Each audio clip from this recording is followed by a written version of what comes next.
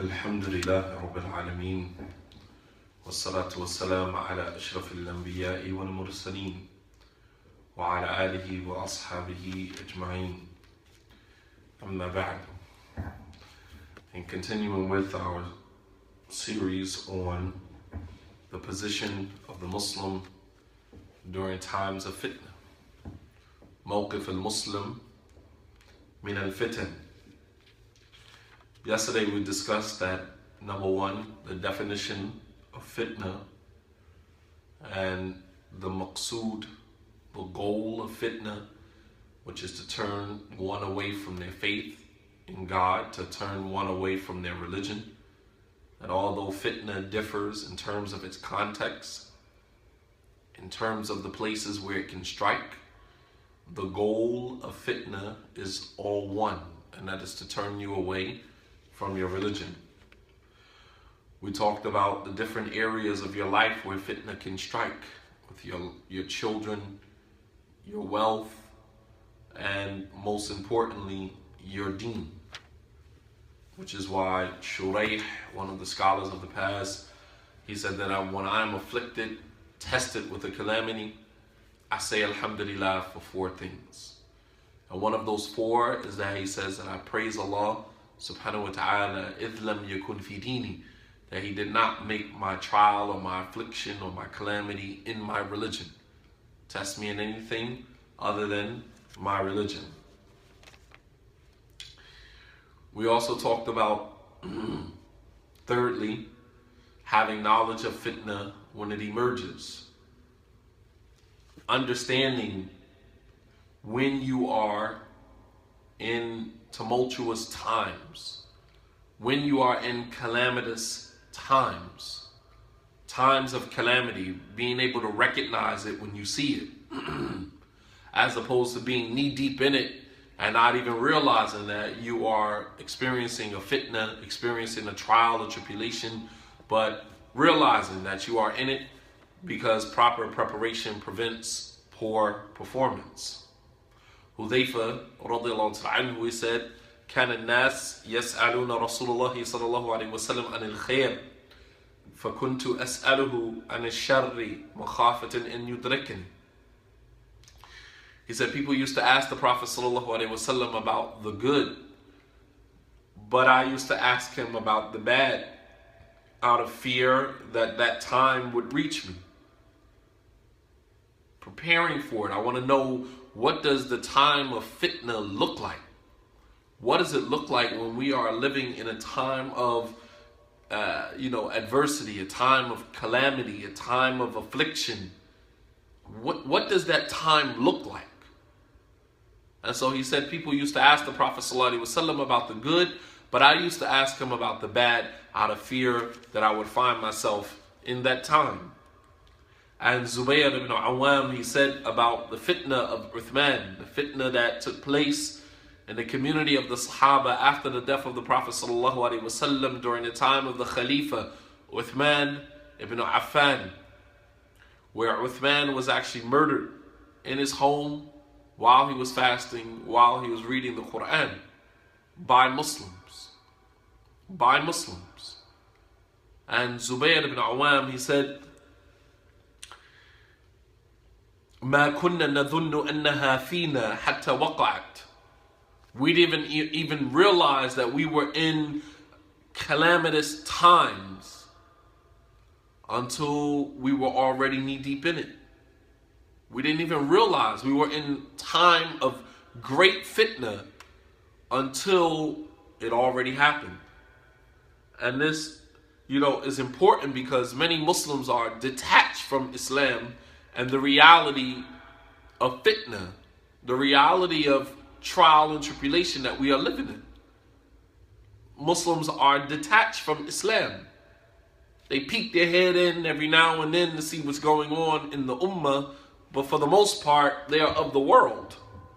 So they don't really know how to process the events that are happening through a religious lens because they are not actually religious. For the most part, here in America. Find many Muslims are not even religious, not even attached to the religion. They don't pray, they don't fast, they don't come to the mosque on a regular basis. They don't have a connection to the deen.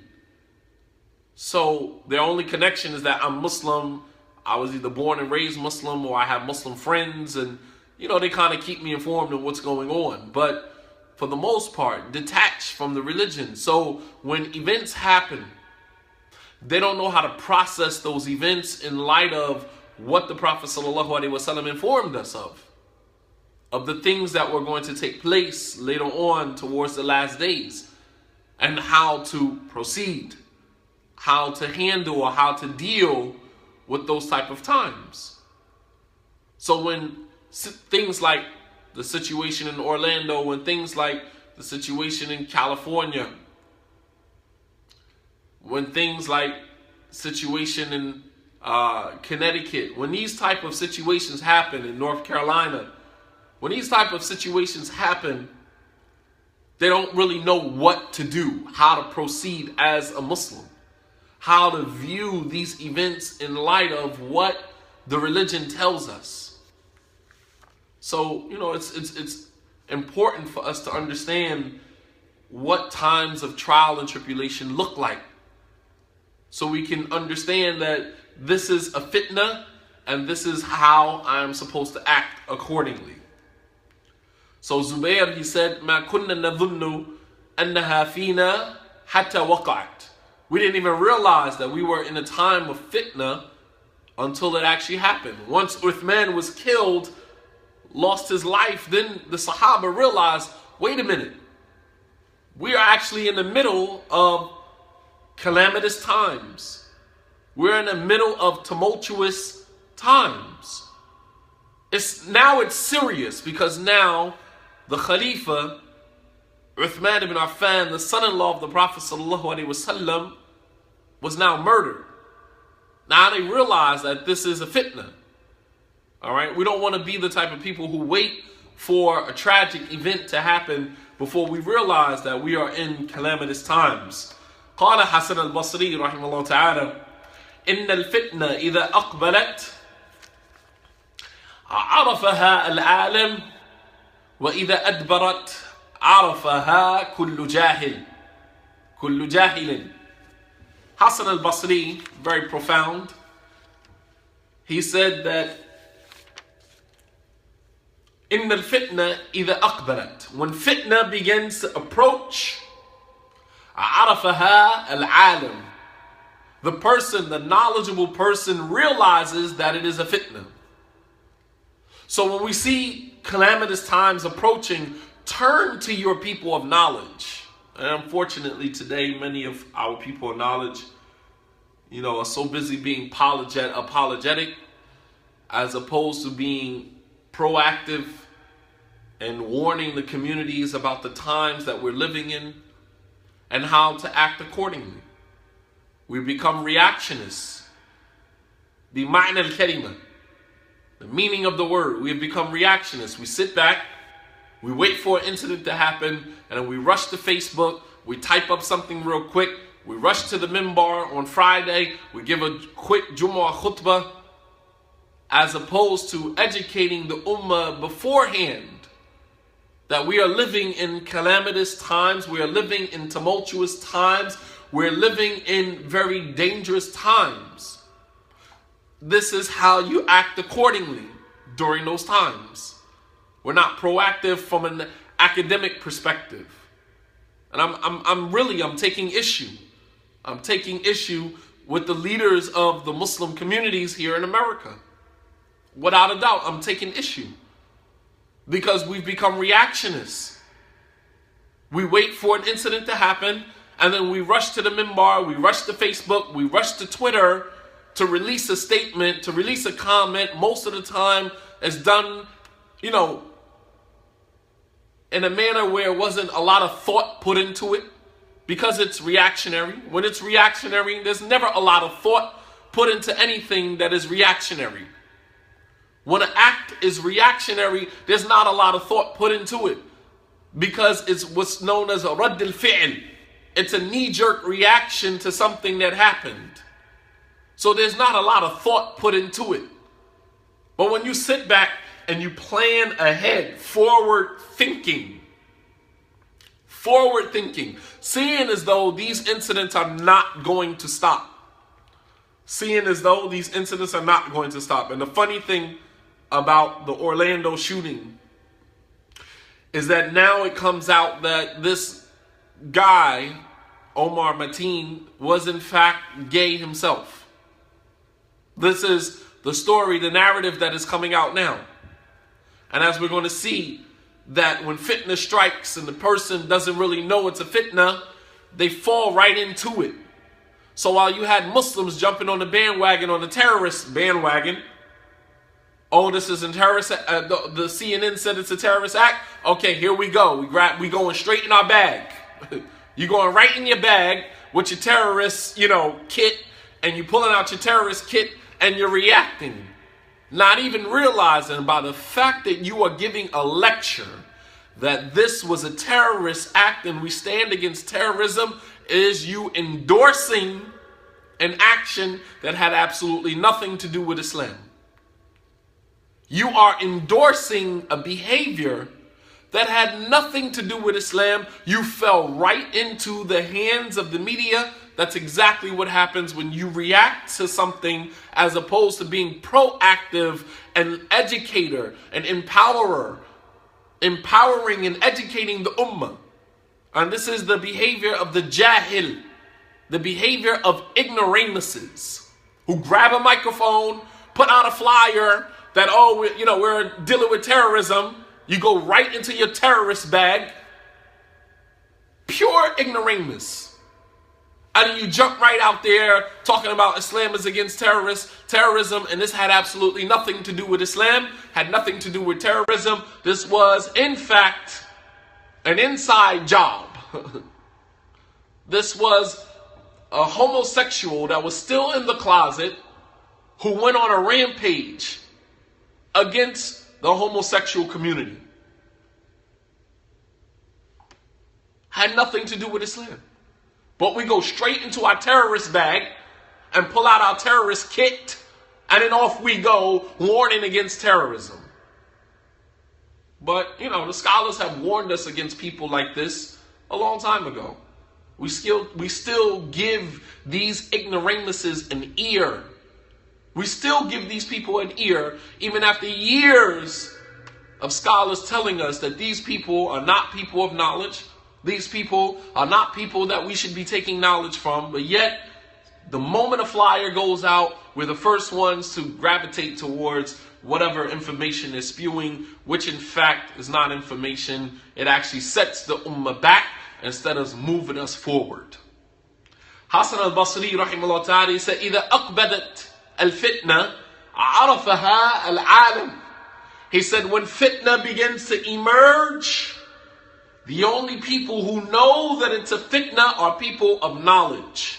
Al-alim. He said, وَإِذَا أَدْبَرَتْ عَرَفَهَا كُلُّ جَاهِلٍ.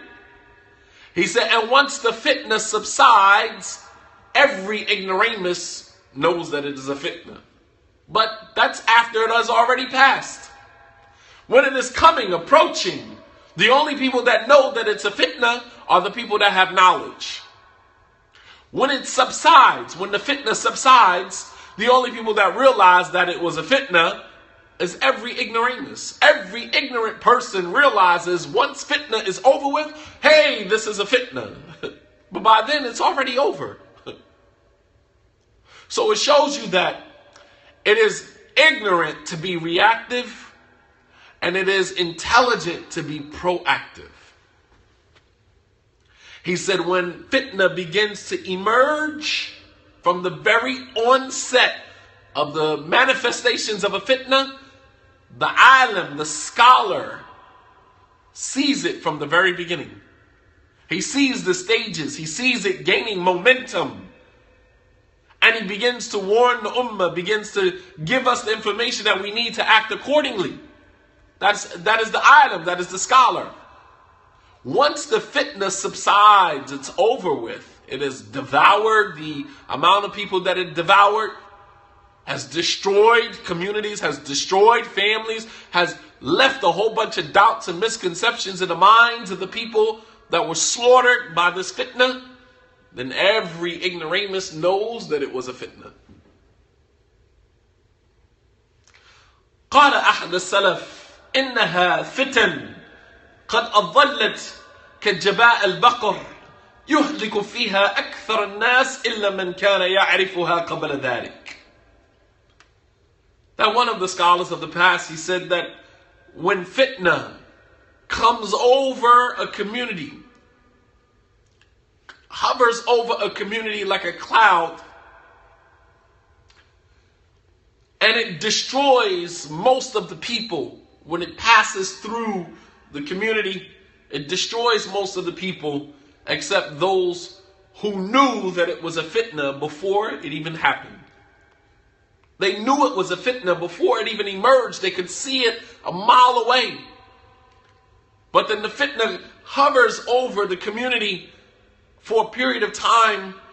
It destroys whoever it destroys in the midst of its presence. And then when it subsides, the only people that knew it was a fitna are those who have knowledge beforehand.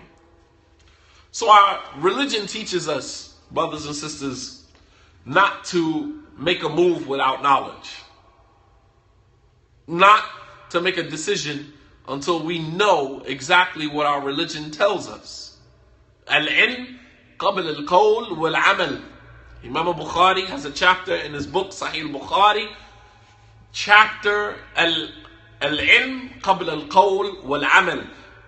Knowledge before statement and action. Knowledge before statement and action. This is why it would behoove the average Muslim to have a connection with someone who has some level of knowledge of the religion.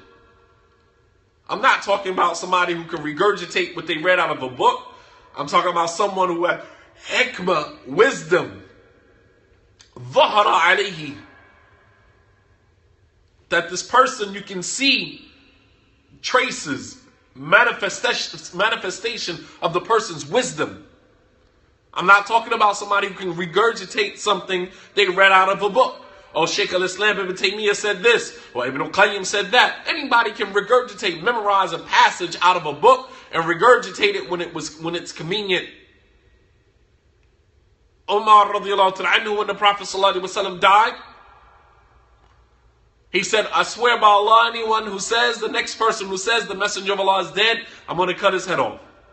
Abu Bakr radiallahu ta'ala anhu, he said, Umar, sit down. He said, Man kana ya'budu Allah, man kana ya'budu Muhammadan fa inna Muhammad qad mata.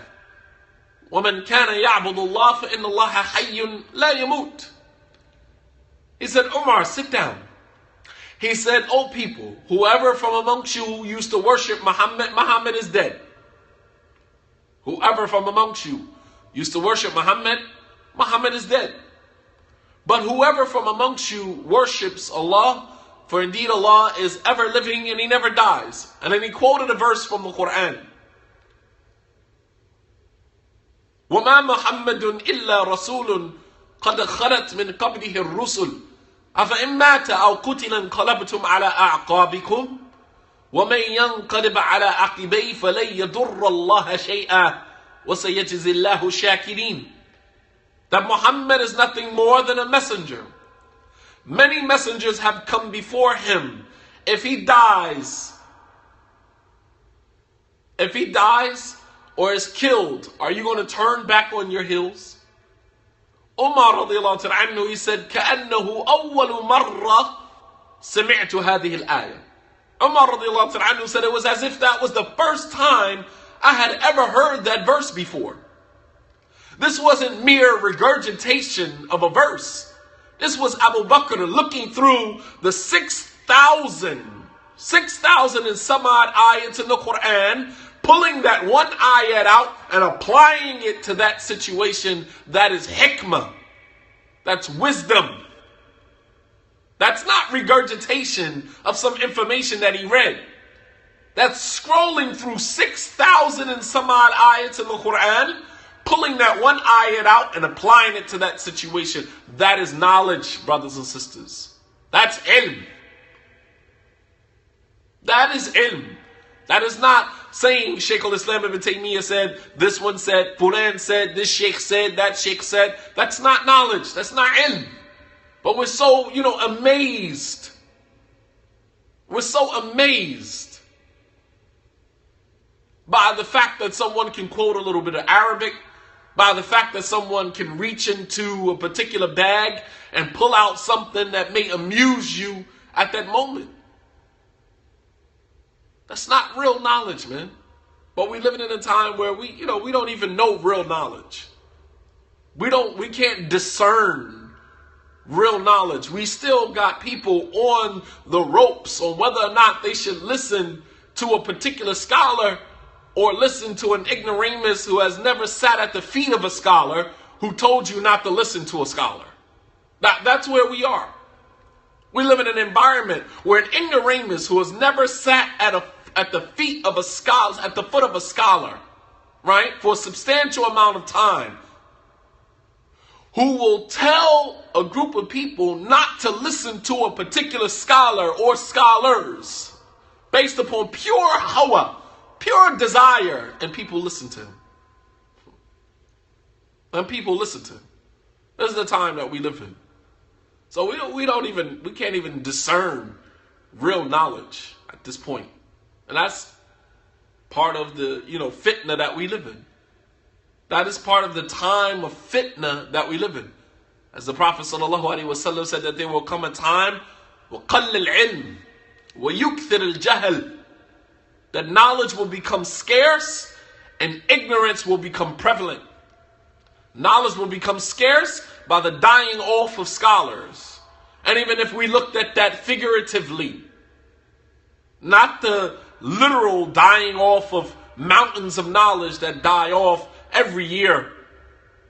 We're talking about looking at it from a figurative perspective. Dying off of the scholars, because when every ignoramus raises their head, they use, their climb up to the top is always off of the back of a scholar that preceded them. Make no mistake about that. Every ignoramus's climb to the top is off the back of a scholar or a knowledgeable person that preceded them. As the scholars, they say, Khalif tu'raf. Khalif tu'raf. The quickest way to get known is to go against someone who is already popular and famous. Make no mistake about that. The quickest way to make yourself known is to take a mawqif, take a position against someone who already preceded you in the arena of giving da'wah, in the arena of giving knowledge. To go against the grain of that person is the quickest way to make a name for yourself. So out of some hole somewhere, remote hole in some remote corner of the world, comes this individual who say he studied here, studied there, studied here, and the first thing he does when he becomes popular is to attack this person, attack that person, attack that person. This can in fact be interpreted as the dying off of the scholars, because you kill their reputation. Kill their reputation to make a name for yourself.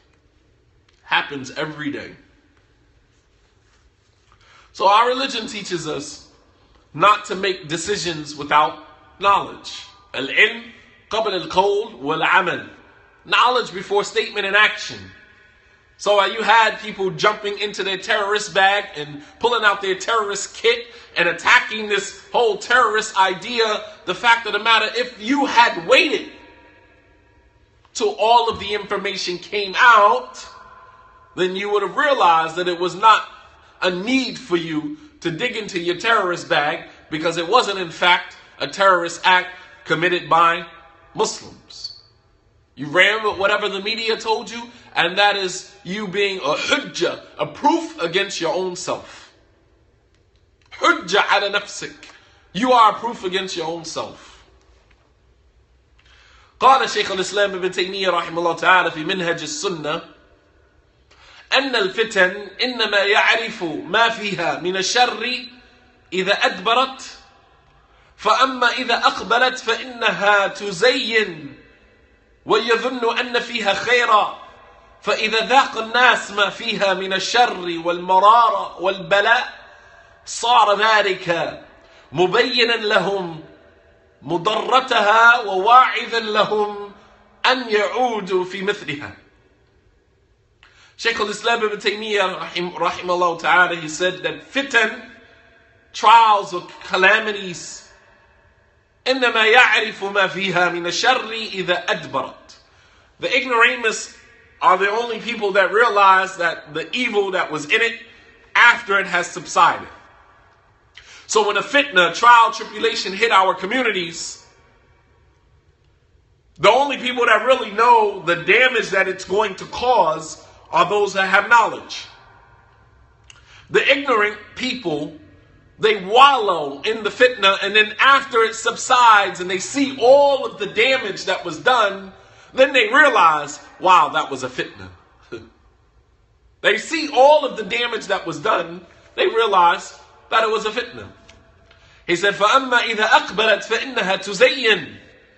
That when fitna begins to approach, this is very important, brothers and sisters. Anytime a fitna is approaching, it always approaches in a manner where it beautifies itself to the onlooker. When fitna begins to emerge,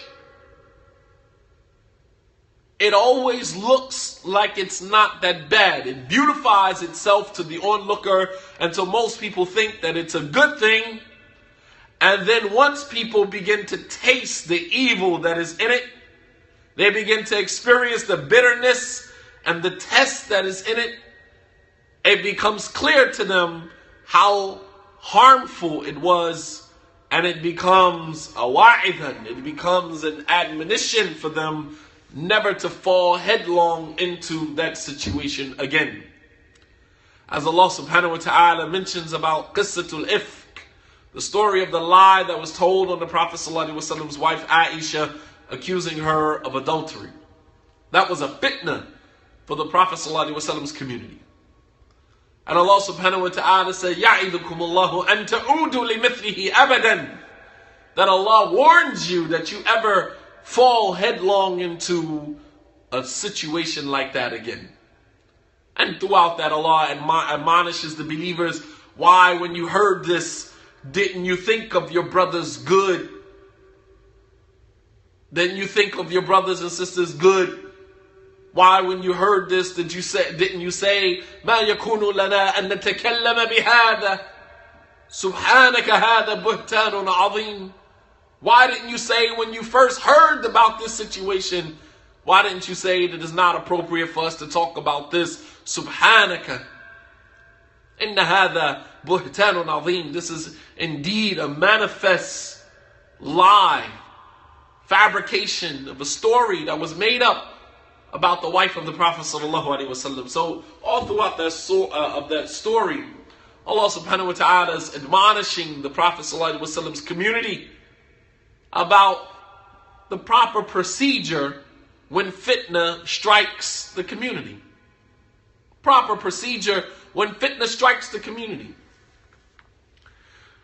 The poet, he said, Al-harbu awwalu ma takunu fatiyah tas'a bizinatiha li kulli jahuli. That when war begins to emerge, it beautifies itself to every ignorant onlooker. When war is getting ready to happen, people immediately jump up. Oh, we're about to fight? Because it looks like a good thing. And it's appealing to our ego, especially as men. Oh, we're going to fight? Let me go grab my weapons. نَضْرِبُهُمْ نَفْعَلُ كَذَا وَكَذَا وَكَذَا. We're going to kill them. We're going to do this to them.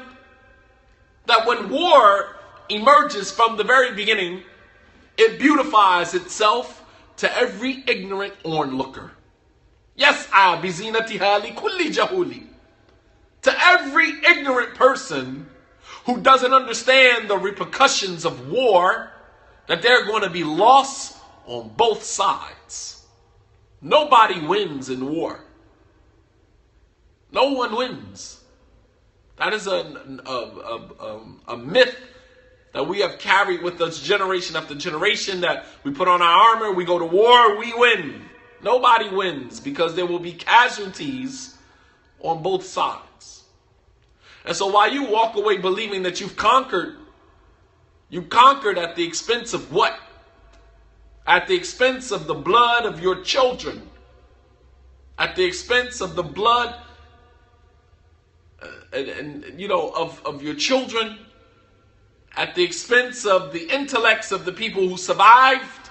Because when you survive war, you're not okay. Mentally, you're not okay. You done seen people die. You done seen people lose their lives.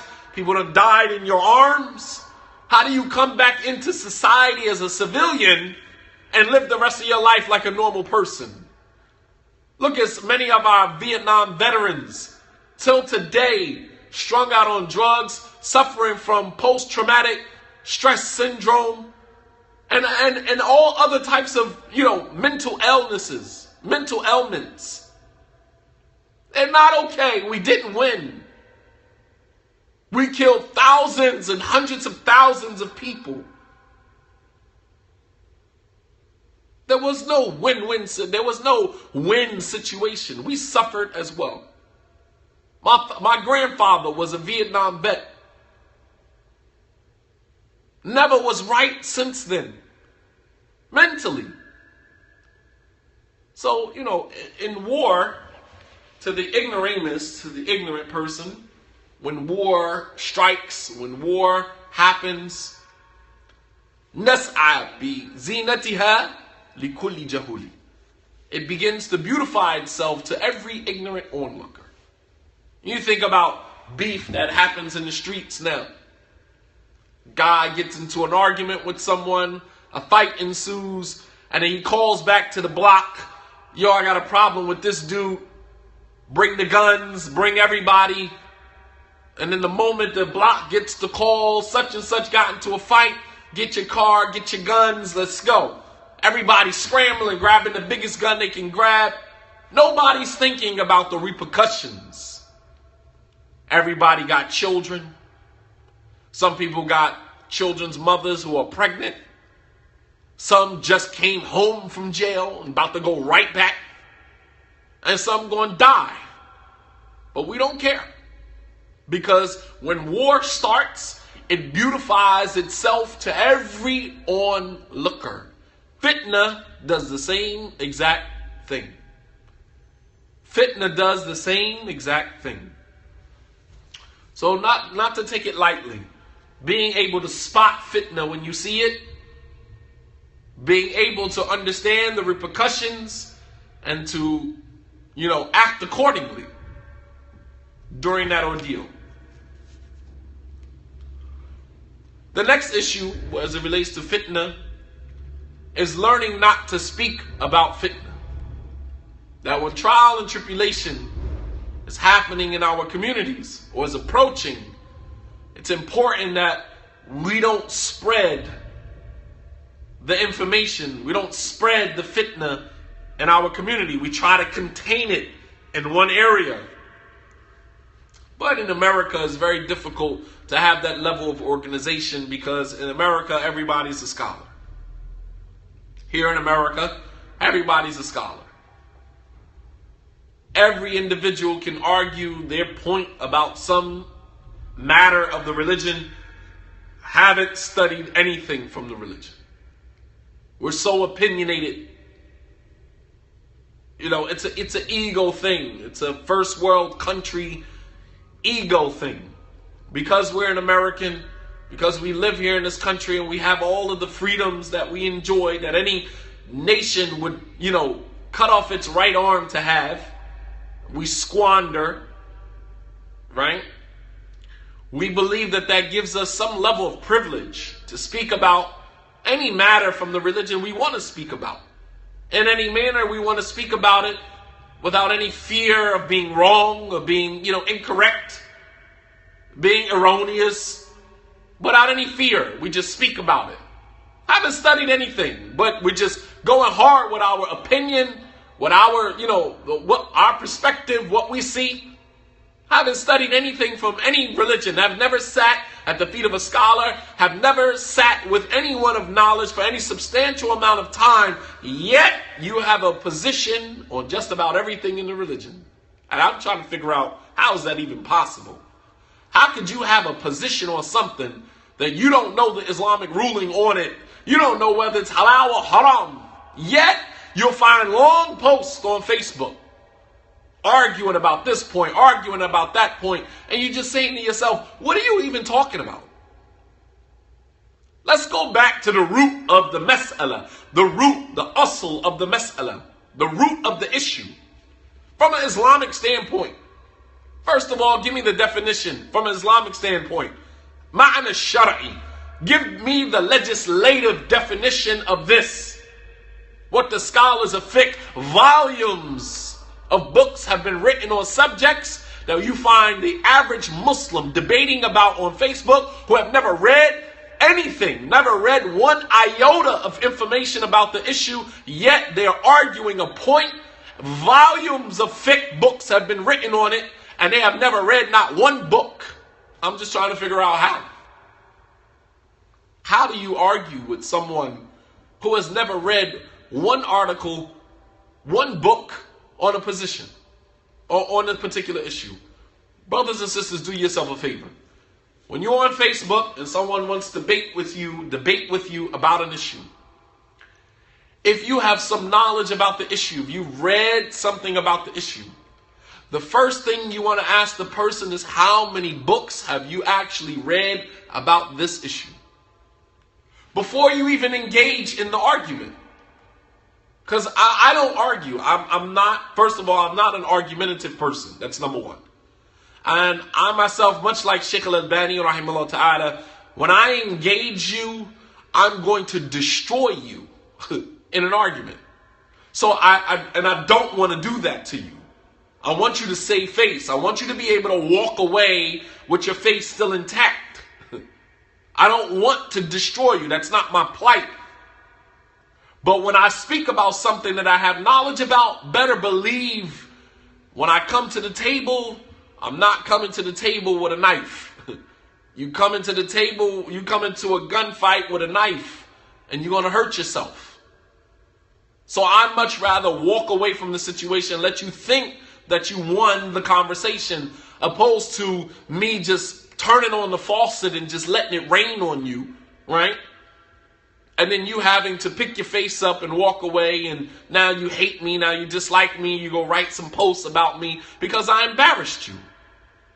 Don't open your mouth if you don't know what you're talking about. The first thing you ask the person is, how many books have you read on this issue? How many books have you actually read on this issue? If you didn't read any books on the issue, end of discussion. I'm not even having this conversation with you. End of discussion. Because how do you argue with someone who is ignorant? How? How? How do you argue with someone who's ignorant? Imam Shafi'i, rahimahullah ta'ala, who was given the ability to argue and debate. He was a proficient, a skilled debater.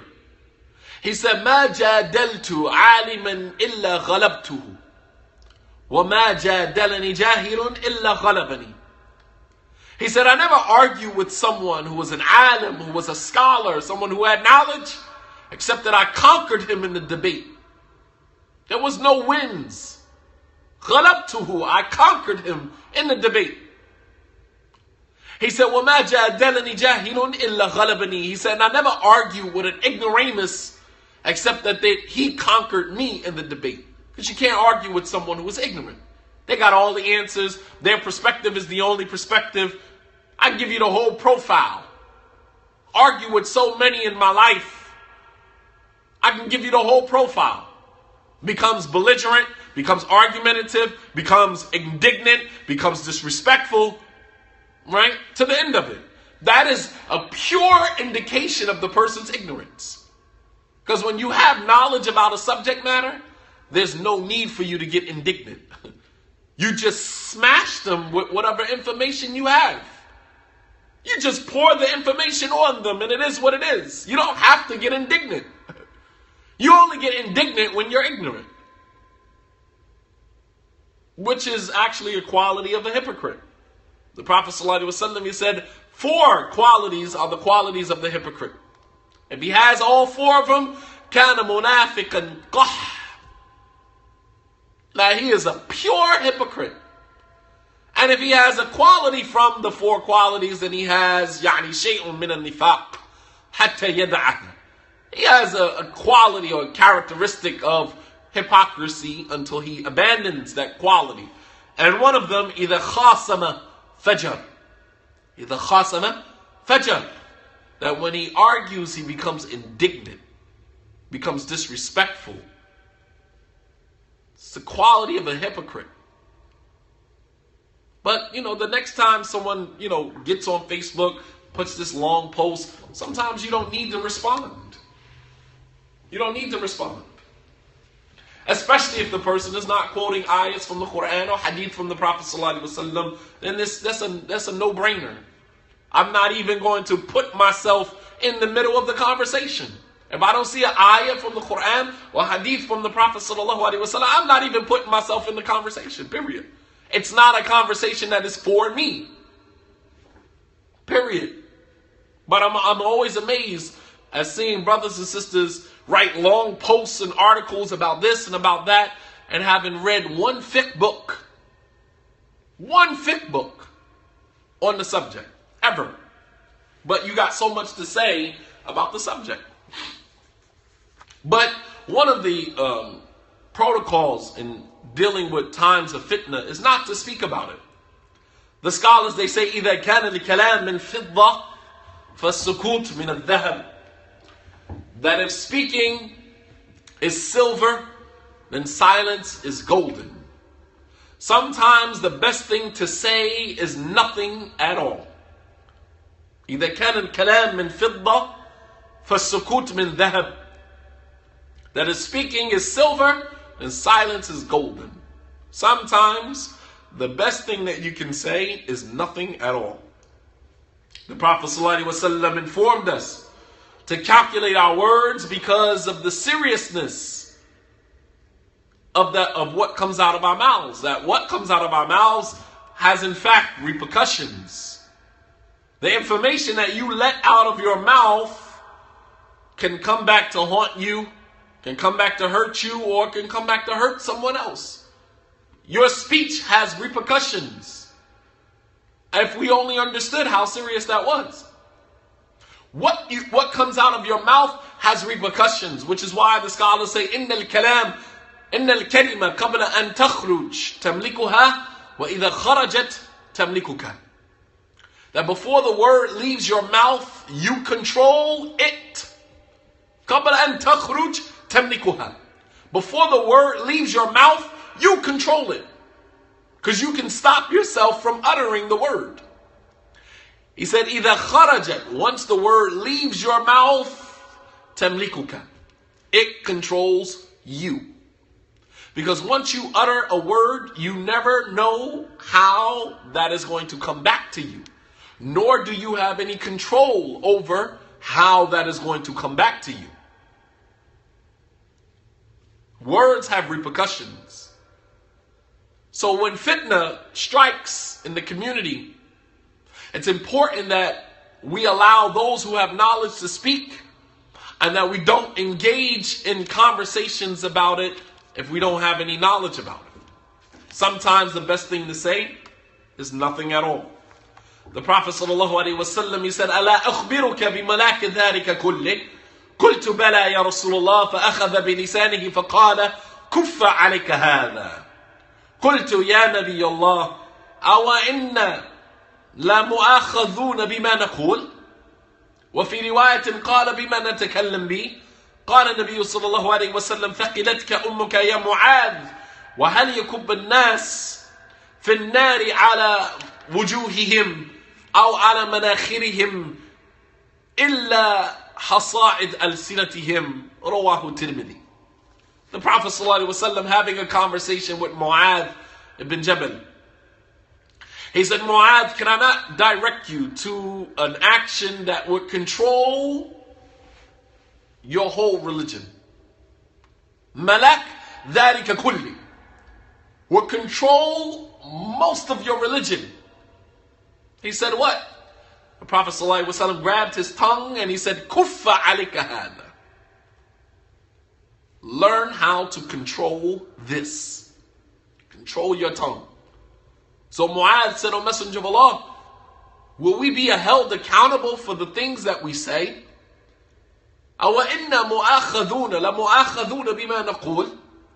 Will we be held accountable for the things that we say? The Prophet ﷺ said, ثَقِلَتْ كَأُمُّكَ يَا مُعَاذ. He said, Mu'adh, may you be bereaved of your mother. Is there anything that topples people on their faces in the hellfire except hasa'id al-sinatihim, the harvest of their tongue? He didn't say what they said. He said the harvest, the yield of your speech. What happens as a result of what you say? Because your speech has repercussions. جاء رجل إلى ابن عمر رضي الله تعالى عنه وقال تكلم يا أبا عبد الرحمن لأن الأمر يتعلق بالإمارة ولعلك فيها حظا لأن أباك كان خليفة.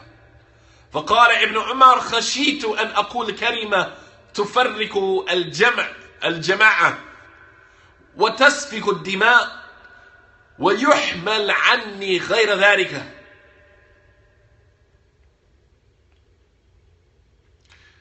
Some people came to Abdullah ibn Umar during the time of fitnah, and they said, Takallam, speak about this fitnah, Ya Aba Abdurrahman. For indeed, this affair is now in your hands. It's related to imara, it's related to administration or authority, or leadership. And perhaps you have something to say on this issue because your father was the Khalifa. See how people try to pull you in? Yo, you should write an article about this. Yo, you should say something. You should do a lecture. Don't let nobody push you out there to say something and do something that's going to come back and hurt you or come back and hurt other people. Don't let nobody push you out there to say something.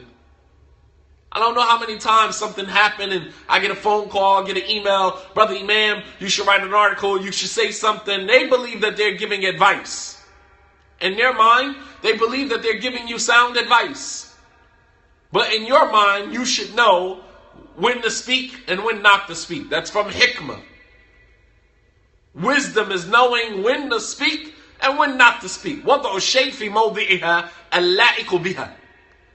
Hikmah, the definition, the legal definition of hikmah in Islam is to put something in the appropriate place for it.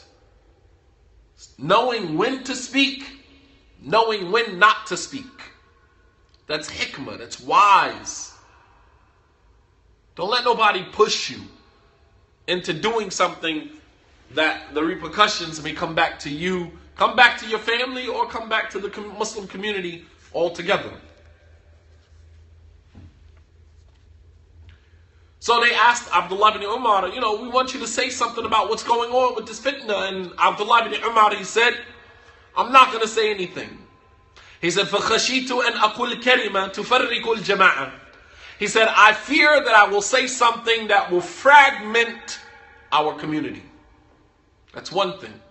Sometimes you say something and then you force people to take sides and you separate the community. You cause dissension and fragmentation in the ummah. It's important to make sure that, najma' al-kalima. It's important that, our word is united. It's important that our ummah remains connected. And that we don't go off as this lone, soldier taking on the trial or tribulation all by ourselves and separating and fragmenting the Muslim community in the process. Wallah al-Azim, I wish we understood these principles. I wish that the Muslim leaders in our communities understood this information. We go totally against everything that I'm mentioning here. And this is information that are found in books of fiqh, found in books of Aqidah. This stuff is available. But when fitna happens in our community, we don't run to books. We run to a microphone. We run to a camera instead of running back to our books and refreshing our memory with this type of information. So he said, I didn't say anything. He said, فَخَشِيتُ أَنْ أَقُلْ كَلِمَةٍ تُفَرِّقُ الْجَمَاعَةِ. He said, I feared that I would say something that would fragment the jama'ah, fragment the community. وَتَسْفِكُ الدِّمَاءِ. And I might utter a comment by which people's blood might be spilled. I might say something and people end up losing their life over something that comes out of my mouth. He said, وَيُحْمَلْ عَنِّي غَيْرَ ذَلِكَ. He said, and then I become responsible for other things as well. Just by uttering a word during a time of fitna. By uttering a word during the times of fitna, right? You might cause somebody's blood to be spilled. You might say something and then other people listening thinking, oh, that's what Muslims think. That's what Muslims think. And then they believe that what you are saying, all of the Muslims agree with. And then they begin to spill the blood of other Muslims. Or you issue a statement that people misinterpret and they begin fighting amongst themselves. Very, very important, man. During times of fitna is a very critical time, very delicate time. And you have to feel the atmosphere, whether or not this is the appropriate time to say something, the appropriate time not to say something. When you are in the middle of fitna and the intensity of it is very strong, that might be the time to be silent and not say anything. When the intensity begins to dwindle and it begins to die down, maybe then there's a time to speak because people are now not in their feelings so much and they can kind of process and digest what you're actually saying. But in the middle, it's just like when a fight is about to break out. And sometimes you're like, nah, chill, don't. It's like, chill, what do you mean chill? And then boom, one thing leads to another. And then, just your statement, chill out or, hold tight or fall back. Just a simple word to try to de-escalate the situation actually escalates the situation. Because the intensity of the mawqif, the intensity of the situation requires just silence. Don't say anything. Let the person finish talking. Let them say whatever it is they need to say and walk away. But when you jump out there sometimes and you're just trying to de-escalate the situation, you're like, yo, just fall back. Like, fall back? What you mean fall back? Boom. And then he strikes you, he hits you, and then boom, the fight ensues. And all you were trying to do was de-escalate the situation. It's something that simple that can set off a situation because you didn't understand that speaking during that moment was the wrong thing to do.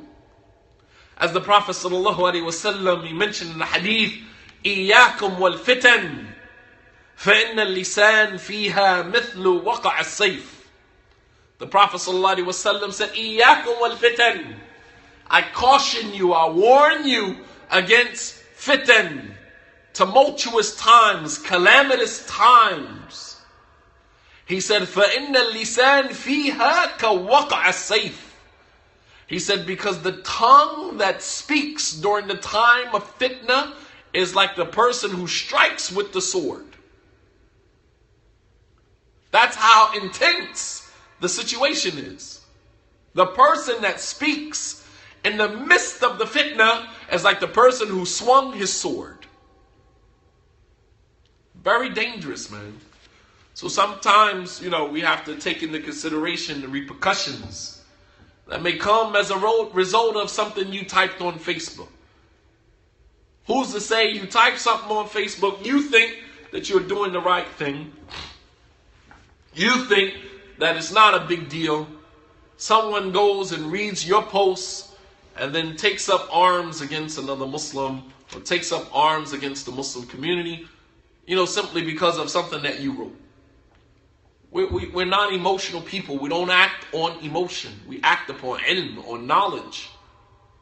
And the further and further we move away from that, the more and more we are subjecting our ummah to, serious trial and tribulation, because we're moving so far away from these values, these principles. Volumes of books have been written on this stuff, man. And we just totally disregard all of that treasure of information because we feel emotionally charged at that moment and we want to speak. I want to say something. And I'm going to jump out there and I'm going to speak my piece. I'm going to say how I feel. Because in our mind, we think we're speaking truth to power. But you speak truth to power first and foremost based upon knowledge, based upon ilm. Allah subhanahu wa ta'ala says, Nabbi'uni bi-ilmin. Nabbi'uni bi-ilmin. In kuntum sadiqeen.